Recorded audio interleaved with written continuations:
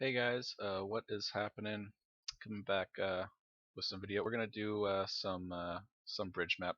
I kind of like that Nexon has switched it towards a one map style because now the formations actually can be very specific towards the map, which is great. Um, it could it could even be argued that it is now again a good strategy to go back to putting your your characters in reverse order that they appear for the other person this week, if you want to switch your team every single time. Generally, top tier players are not going to be doing that. Their formation is going to be probably more well thought out and specific in positions that the heroes are playing in. Also, in the last seconds, you can't be wasting time changing heroes around. You'd miss it on who knows how many matches. But that's really annoying. I'm just going to turn that off. Um, but we're going to be talking about certain things that you can do. What? Is that seriously what just happened? He came and buffed my attack to lower my defense? Oh man. Slot one Nirvana. Sorry, yeah, slot one Nirvana. it's the new, it's the new meta. This is definitely probably going to be a counter Nox. Let's check this out. Highish defense. High, no, huh? Whatever. It's just a Nox. I like my numbers being really high, and I want to see how hard this late hits. So let's just go and kill Nox instead. Um, but we're gonna talk about. Oh, well, that sucks. What's your attack? Okay, I would have survived that easy. Um, we're going to talk about different formations you got to be looking out for this week. The bridge map is probably going to be, in terms of difficulty, just as hard as the square map, to be very specific builds against on most of the top players. Unlike the ace map, there's not going to be any sweet disable. It's going to be very difficult for a lot of lower ranked players to compete. Now, what you can expect at the top tiers is that the arrogant pureblood set is going to be really overplayed. Um, at a majority of top teams, which hopefully will kind of move Nexon towards releasing another set with a revival attribute to it, so that people who didn't partake could do it also. Um, I don't have time to answer that right now. Um, but let's just go over some things that you're going to see. All right, so um, this week I'm trying something just a little bit fun myself. I have basically gotten rid of mastery this week. My attack's gone down a little bit, but I've gone full sets just because this is so pretty to look at. For one, I'm focusing more on the defense. I might even reroll some of these crit rate potentials to defense potentials, and just stick with this maybe around a 60%, though maybe not on Angela. Her defense is already high enough. Um, I'm running a Bearman this week, and I'm going the aggro Bearman. Now I'm also um, wanting to point something out. With this set build that I'm using right now, I'm only actually using one chess piece. I'm also using a necklace here, and is this also a necklace? No, that's a brooch. I thought one of them was a necklace. Is this one? Yeah, I'm using two necklaces. So this set is actually a bad defense set. It's just the aggro is too good for this week. Um, so this set is kind of a downplayed of my defense. So normally my Bearman in battle can, if I go pure defense and then I give him, instead of these two sets, I would give Bearman something that buffed defense, or at least a set that has a chess piece and a brooch on it for slot 2.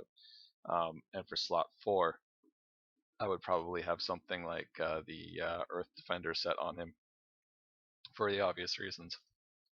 And I can get my Bearman up to around 20 to 21, I think. Uh, anyway, into the 20,000s of defense, which is pretty awesome. And currently, I'm only around 15,000. Now, in battle, that does go up another 1,500 with this set for the first 50% of my HP. So that's worth noting. Now, I'm also getting actually a good amount of dodge too. So 21% dodge plus the 1,500 from this set, which is kind of nice for now. This is also a counter piece. This is a counter piece. Oh no, this is a dodge piece. All right, well whatever. Can't hurt to have more dodge. Look, even extra dodge there. The synergy. But I'm not going to counterpiece here. There we go. I'm not going to be running my normal super tanky Bearman. It's going to be just pure aggro and a couple like these sets were not so mainstream last time I was using Bearman regularly, but Bearman is going to be super important to me this week because I do not have an Arrogant Pureblood set. I also do not have an Austere Noble set, which is kind of a big deal. The only build I could do with Jenny to put her in slot 1 for water, which you would want Jenny slot 1, Klein slot 2. Jenny does have the Thorn Bush advantage, which gives her the spikes terrain advantage, so she seems more, I guess, just better. She just seems better in slot 2 on this map. But because she's the squishy hero, and Klein is got his Berserk passive, he's just more synergetic of being able to be attacked.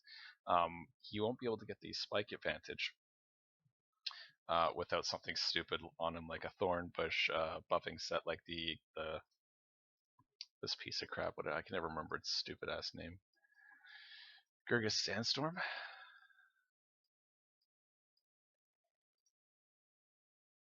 Yeah, the Gurgus Sandstorm set. So that could do it, but he would be really not kind of needing it, to be completely honest. But Jenny is a lot squishier, so she would work better in slot 1, just so it's impossible for her to get attacked at all. And if she has the like, the reason I'm saying that is Jenny is definitely going to be doing more damage than Klein. Now, having the water access with, say, the Austere Noble set does give her the same advantages as she would have, because water has the same advantage as Thornbush, 20% no attack, and I believe water. Who's got water? 20% walk on water. Yeah, so it's still the same terms of damage. It's the same advantage, but what it does is I am going to be using the aggro Bearman, for example. A lot of people are assuming it's definitely going to be slot 2 Jenny, but because we have Klein, you could actually go slot 1 and slot 2 and do a double sweep. So slot 1 Jenny is going to be, because she does do the more damage, should be the first hero, because even if you do go second, her sweep is guaranteed. Now, what's also nice is the slot 2 hero, if it has 4 movement, will actually be aggroed by Bearman, and he, on defense, he won't actually hit your slot 3 and your slot 4 and your slot 2 hero. He'll only hit the slot 4 hero. He'll move up and he'll be in the 3x3 hex range for the skill, and he'll shoot at your tank.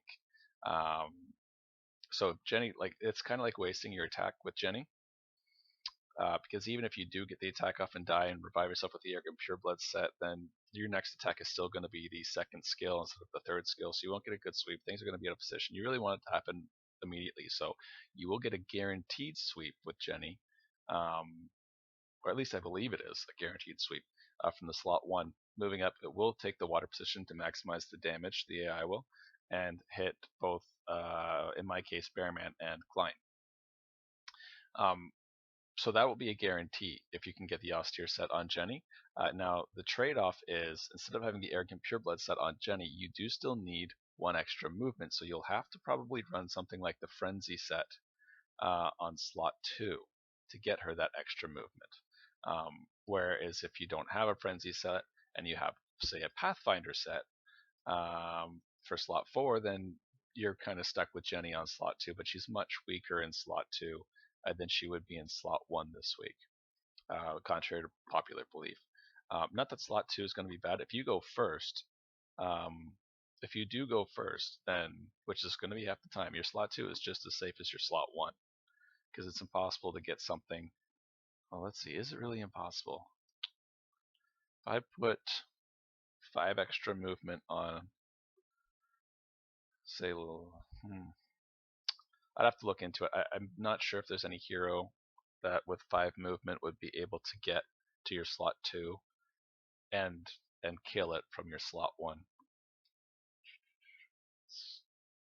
It'd have to be somebody that gets some kind of great movement buff from some other kind of synergetic effect, like a skill, and then costume, for example, and then having the range to be able to hit it, and the ability to walk across the spikes is universal, so that's not an issue. It's a non-issue. And then maybe Serendi. No, it's impossible. Anyway, I'm not going to think about it anymore. Um, it'd be really hard. It'd be really hard if it is possible. I don't think it is, but let's just say that it is. It'd be really hard. Maybe Frol could do it. I don't know. Nine. I think it'd be a 9 movement Frol. I don't think he could reach it. 9 movement and 4 range, 13 tiles away. I don't think it's 13 tiles. I think it's more. Anyway, not going to explore that anymore.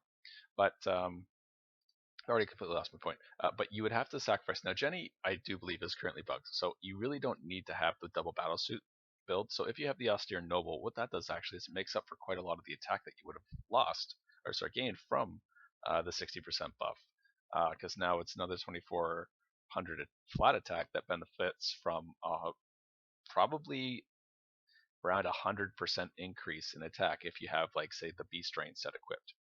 Now, like I said, uh, you'll have to probably go for, if you're going for a slot 1 Jenny, a movement set like this frenzy set, which gives 1 movement. Also gives a nice 10% attack buff, which is cool, and some dodge for the random person with no hit. But it's a good set.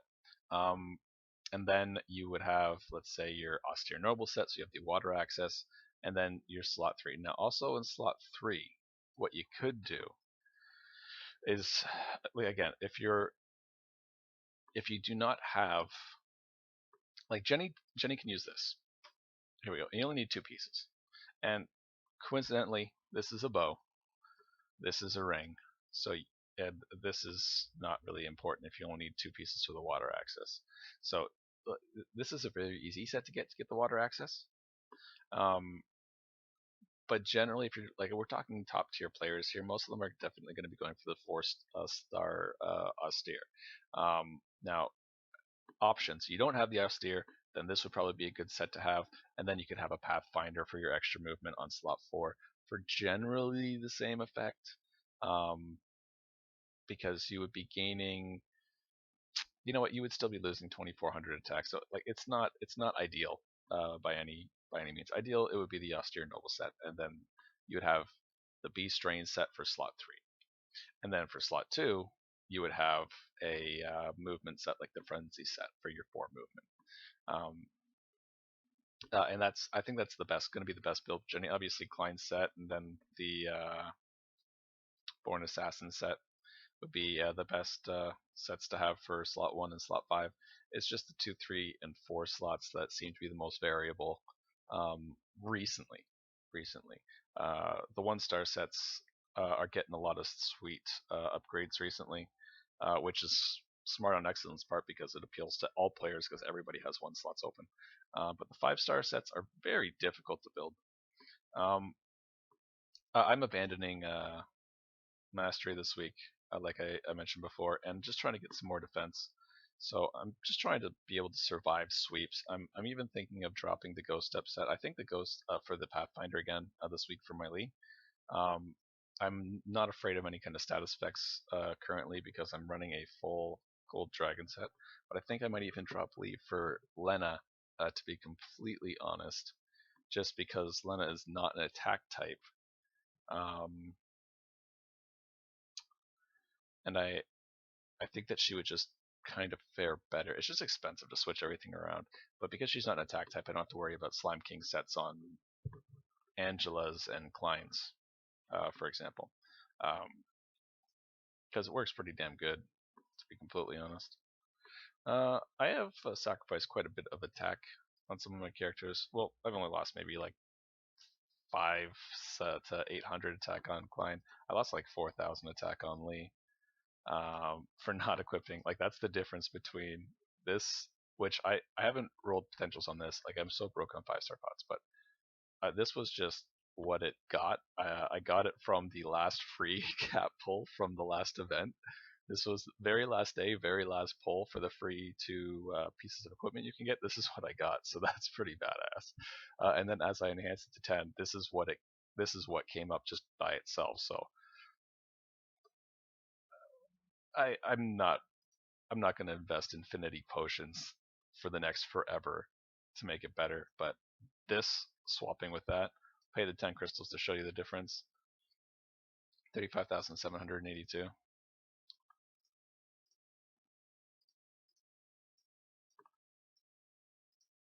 39,127.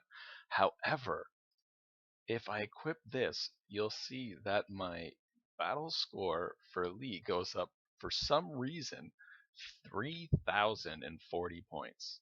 I don't know why the 40, but 3,040 points. So it kind of just makes my score look way more badass. Now I am losing the mastery, but at least mastery's high enough. And generally, every target I'm attacking, this is just a minimum damage. It doesn't mean that you're going to always do the minimum. I don't believe it does anyway. Correct me if I'm wrong in the comments, but I don't believe it all makes you always do the minimum. It just makes you have a range. So anywhere between 84 and 100% damage is what I can do. I think that's not actually a bad trade-off for the extra defense and the ability to heal 2 debuffs this week, especially because I think a lot of people are probably going to be running Rav-Off. Now, if you're going slot 1 Lee and you're against a Rav-Off, you really have nothing to fear unless he's got extra movement. Just want to put that out there right there because Lee can range him all day long. He's got 5 range skills and Rav-Off can only move 3, so he's one of the heroes who can't do anything about it. Even if he has the Slime King set and whatever he needs to fight, like Lee can kite him around all day long. So he's not a priority target for you. So anyway, Jenny and Klein. So like I was saying, there's going to be a good variety of builds with Jenny.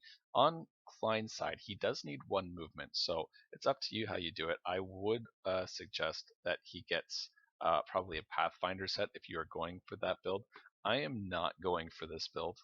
I just think that it's really good. I just don't want to use Jenny. I don't have an Arrogant Pureblood set. I don't have an Austere Noble set. Like I was not particularly interested in the game that much during the Noblesse time, and there was no way that I was going to be dropping any bank on that either. So I'm sure that Nexon will just gradually release things that make the Noblesse stuff look like trash, and they'll just fall out of the game like anything else. So that's fine.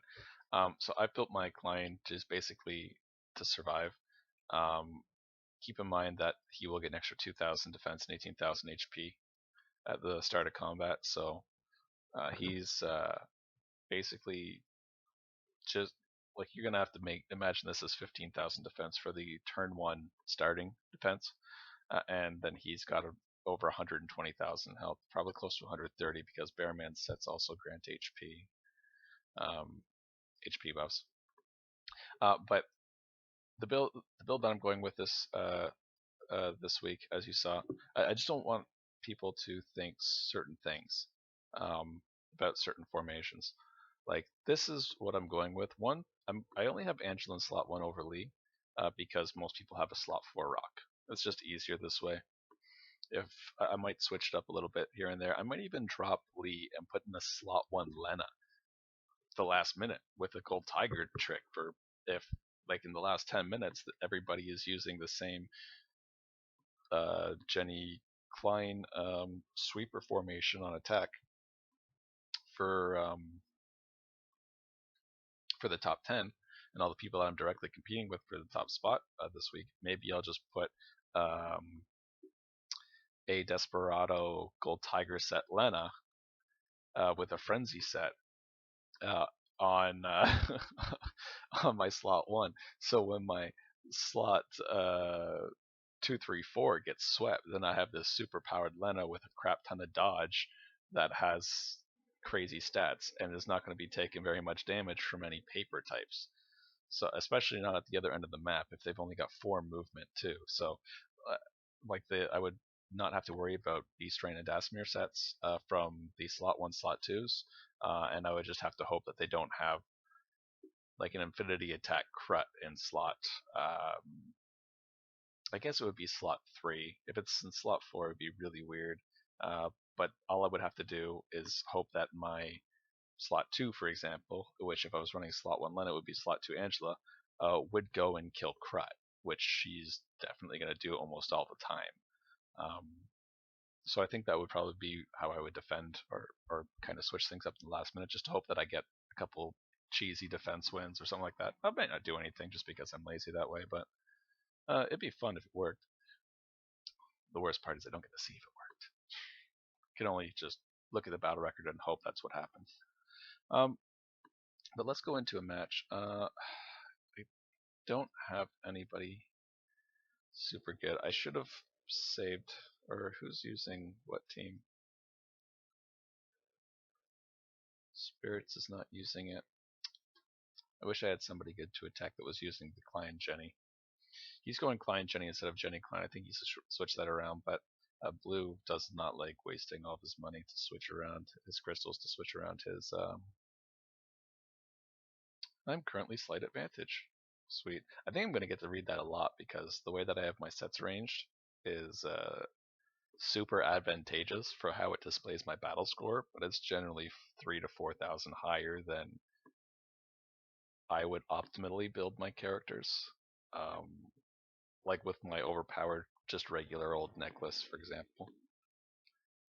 The thing gives me like 6,000 or something like that attack. If I just take it right off, I think my Lee has like 31 or 32,000 attack. Okay, so I'm just gonna, since I can't find one, have everybody imagine. So slot 1, if Jenny can move here to this first water tile, then she can hit both Klein and Bearman, which would be fantastic. Now, another Klein hitting him will not be as effective as a Bearman, as a Jenny doing it, because Jenny is currently broken. Something is not happening with her skills, and I'm actually starting to think that it might not even be her passive. It's probably her third skill. I brought it up on the forum, and somebody did mention that the difference between these two skills, which is only 7%. But when Jenny's third skill hits you, it's like the world has ended. And when this skill, which is just a 7% attack lower, hits you, it's kind of like the freebie turn. Okay, well, she used this last turn, I get the free turn where she's not going to kill anything. And with that little difference, it shouldn't be that noticeable. This should basically kill something every single time too, if it is her passive. So it might actually be the Love Dynamite skill. Maybe it says 169%, but it's actually doing it twice, or it's 269 or something like that, because the damage is just very inconsistent. All that I do know for sure is that she is hitting harder than Klein, even if Klein has more attack, and his passive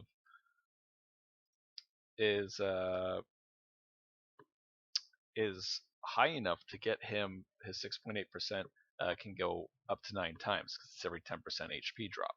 So at 9 times, that's 61.2%. So that's higher. It's higher than what Jenny should be doing.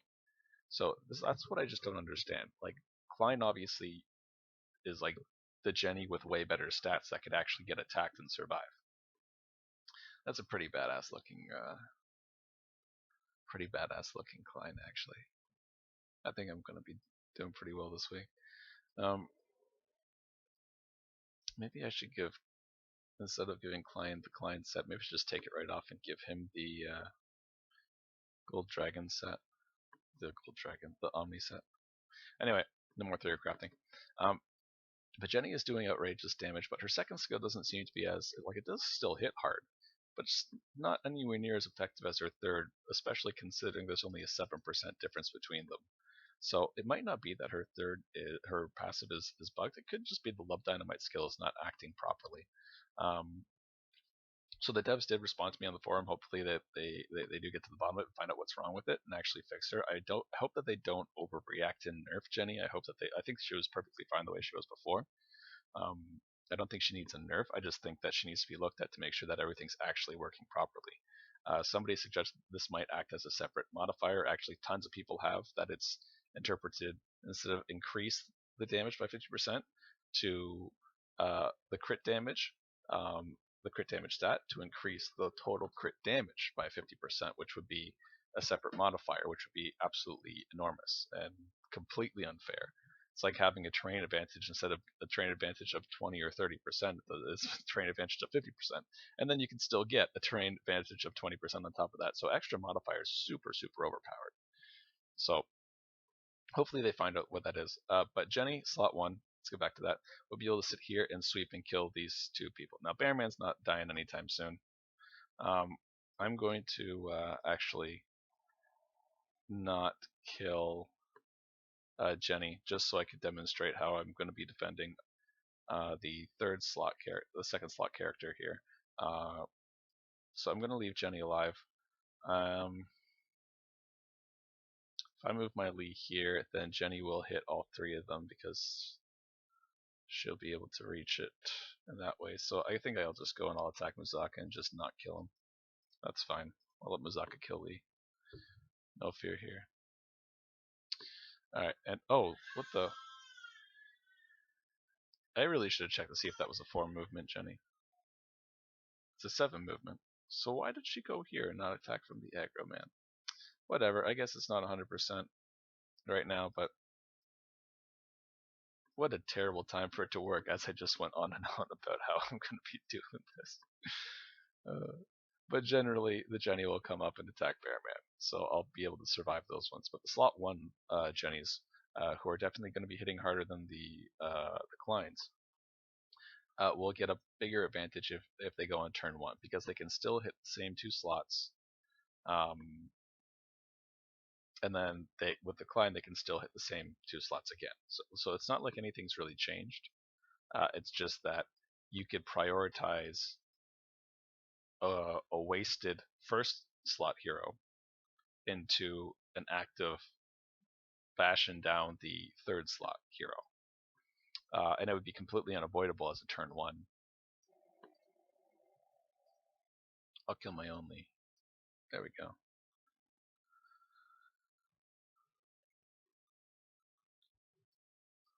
Anyway, but that's what you're going to generally have to look out for, the double Jenny Klein combination. I think it'd be really awesome if on Saturday night or something like that they found what was wrong with Jenny and fixed it and patched it and just ruined everybody's lives, because that would be the funniest thing. But that's that. Anyway, I'm going to end this video here. There's really not much to say. It's gonna be the week for Jenny and Klein. Gear up your scissor teams. If you got nothing else to do, then you might as well take the 30% decrease from all their attacks. You're gonna have to take away your all rock formation, because paper is king right now. I wish we can kind of go back in time to like 4 months ago when I said that paper heroes are actually the strongest. It's just they're not out yet. Because we had this huge phase where everybody thought paper was terrible. Even when Angela first came out, everyone was like, paper's the worst type. Rock's the best type, paper's the worst type. Rock being the best type is one of the reasons why paper was so strong. And all the paper heroes, if you actually look at the heroes, now I'm not talking about the retarded heroes that have come out recently, like Krut with 12,000 attack, but or even Sierra with her 9,000 some attack, which wasn't even as much as Angela's with her passive. But if you look at the heroes with base stats of 8,000 attack, I think there was like 6 of them or 7. And then heroes with over 8,000 attack, originally there was 3, and there was a rock, a paper, and a scissor, which were Lee, Rage, and Lily. But of all the heroes with 8,000 attack, I think 5 of them were paper, and then the other one was Jin. So like the worst hero in the game is one of the heroes with the 8,000 attack, and then all the rest of them are paper heroes. And some of those heroes, Klein and Angela specifically, also had outrageous HP, mana pools, and defense stats. Angela's got and I think Klein also has high mastery, just like Angela. So they're both high on mastery. Let me just double check on Klein's mastery. Not that it matters, because the Klein set gives huge mastery, but his mastery is naturally high also.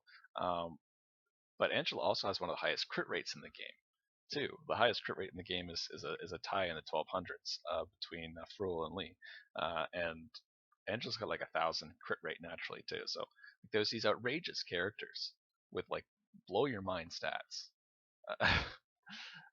all on the paper. But anyway, conversation for another time. I'm gonna end this here. Post it up real quick.